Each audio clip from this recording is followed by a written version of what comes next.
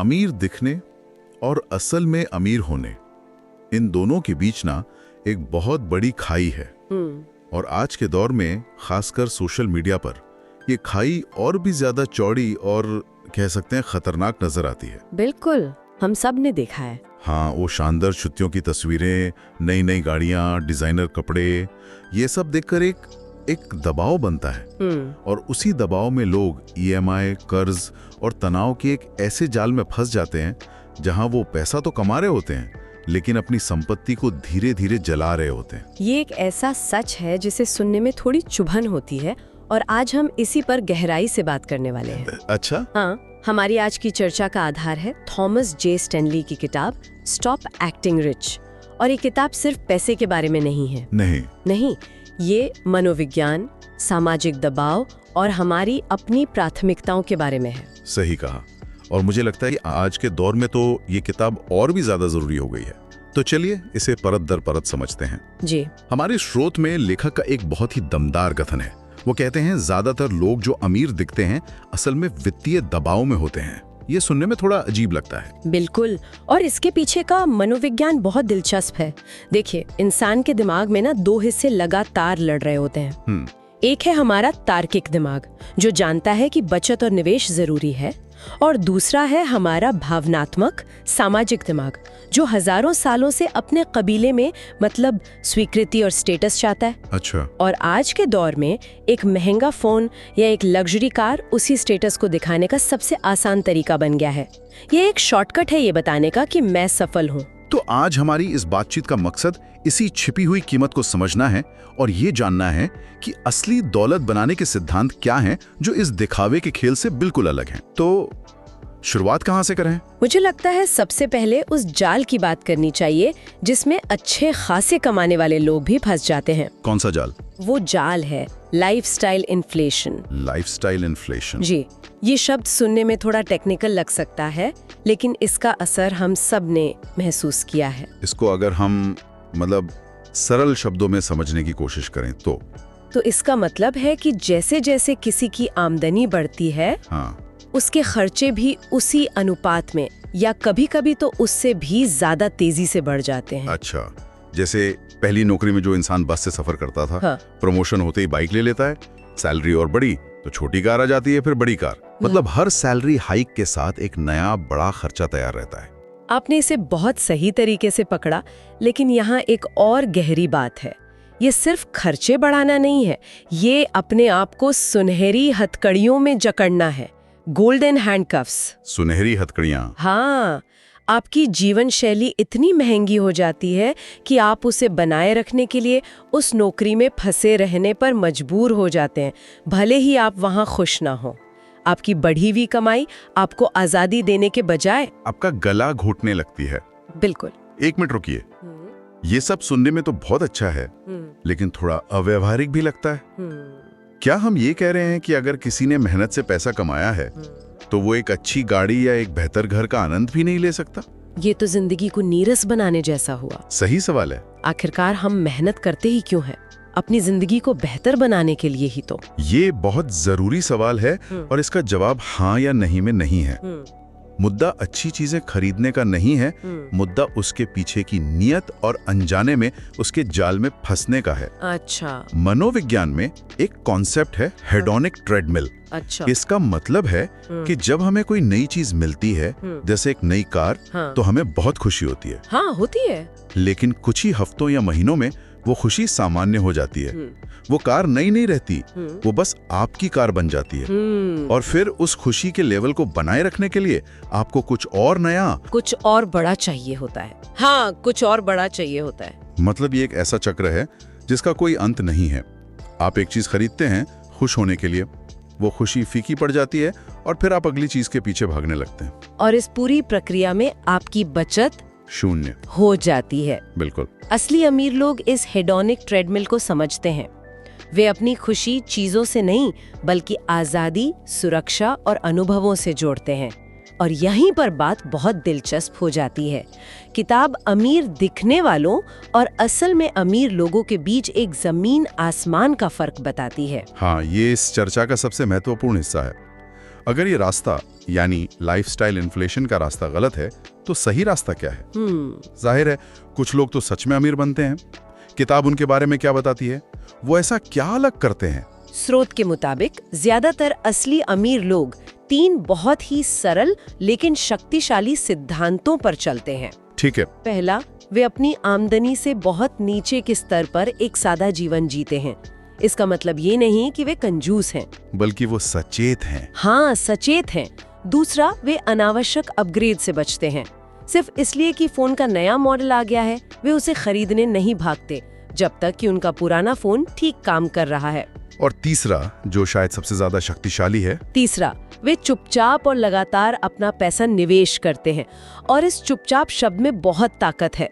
चुपचाप? जी, दिखावा करने वाले लोग अपने महंगे शौक के बारे में सबको बताते हैं, लेकिन असल अमीर लोग अपने निवेश के बारे में किसी को नहीं बताते। ये चुपचाप निवेश करने वाली बात मुझे बहुत दिलचस्प लगी। चुप क्यों रहना है? क्या ये सिर्फ नजर लगने से बचाने के लिए है? हाँ, उससे भी कहीं ज्यादा गहरा कारण है। अच्छा। जैसे आप अपने निवेश या अपनी सफलता के बारे में सबको बताने लगते हैं, आप फिर से उसी सामाजिक अनुमोदन के खेल में फंस जाते हैं। आपका अहंकार बीच में आ जाता है। फिर आप दूसरों की राय के आधार पर फैसले लेने लगते हैं। चुपचाप निवेश करने का मतलब है इस प्रक्रिया को अपने अहंकार और सामाजिक दिखावे से पूरी तरह अलग कर देना, ताकि आपका पैसा बिना किसी शोर के पड़ता रहे।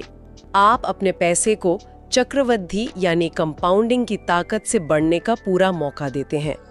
आपका पैसा आपके लिए और पैसा कमा रहा होता है, बिना किसी की नजर लगे, बिना किसी के कमेंट्स के। ये एक शांत, अनुशासित और अविश्वसनीय रूप से शक्तिशाली प्रक्रिया है। किताब में एक लाइन है जो मुझे लगता है इस पूरी बात का सार है।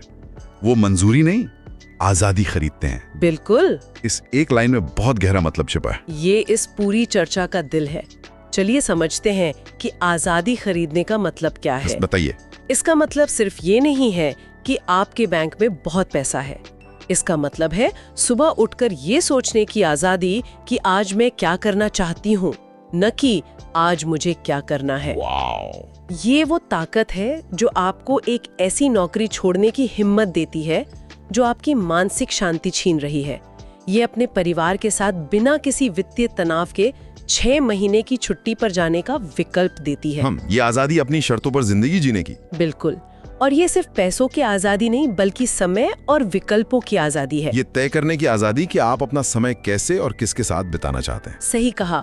और ये आजादी तब नहीं खरीदी जा सकती जब आपका हर अतिरिक्त रुपया किसी और को ये दिखाने में खर्च हो रहा हो कि आप कितने सफल हैं। मतलब जब आप एक महंगी कार की EMI भर रहे होते हैं, तो आप अपनी आजादी बैंक को बेच रहे होते हैं।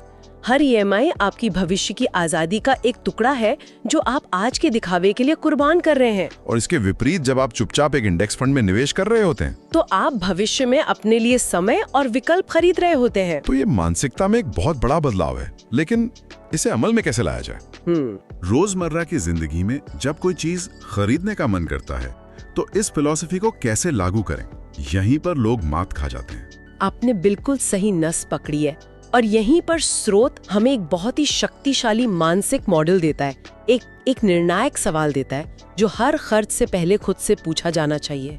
एक फिल्टर की तरह। हाँ, एक फिल्टर की तरह काम करता है। और वो सवाल है, ये खर्च मेरी भविष्य की सुरक्षा बढ़ा रहा है या सिर्फ लोगों को प्रभावित कर रहा है? जी, ये एक बहुत ही सरल लेकिन गहरा सवाल है। ये सवाल किसी के भी खर्च करने के पूरे नजरिए को बदल सकता है।